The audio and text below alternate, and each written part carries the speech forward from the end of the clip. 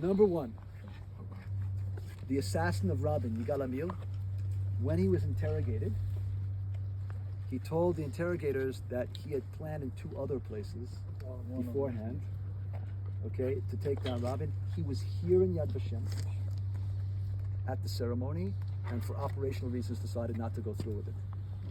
Okay, that's story number one. That actually you can find.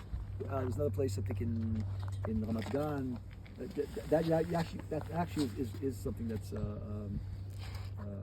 documented, like you said right now. That's number one. Number two, when this was unveiled, immediately a woman living in Kalim, directly below, went to the Israeli Supreme Court, having sat as a High Court of Justice, as a bagatz, and demanded that they tear it down.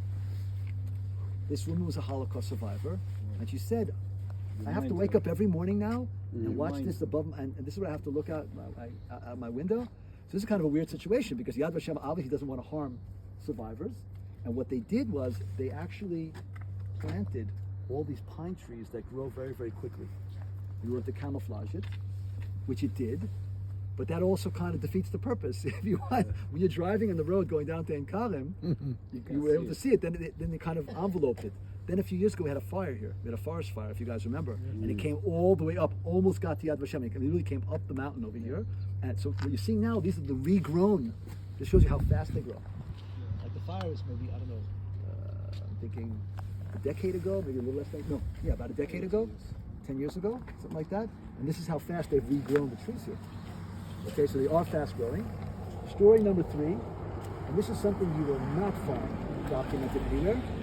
When I worked here in the late 90s, one of my peers was guiding a group doing a seminar, and walking as we're going this way, and he was sure that he saw the train moving.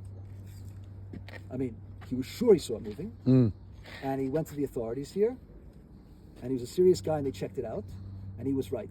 What had happened was something had happened with the foundations, and it had very, very slightly changed the gradient, and it was starting to literally go.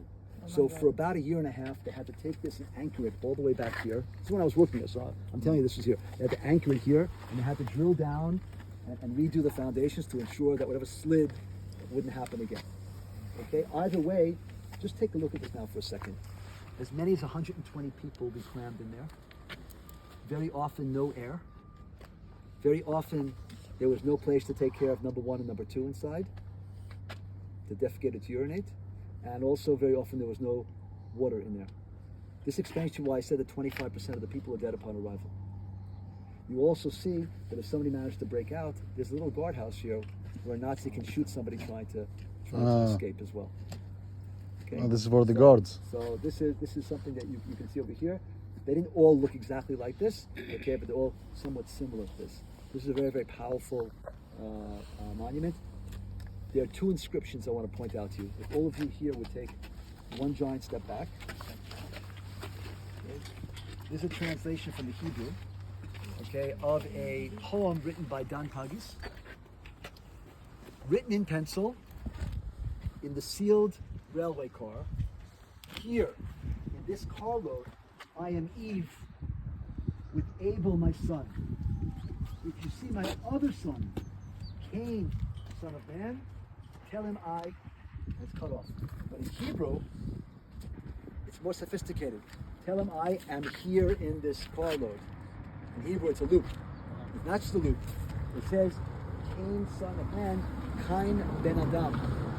Ben Adam in Hebrew means human being. You mean the original inscription was written in Hebrew? It's Hebrew, it's over there. This is an English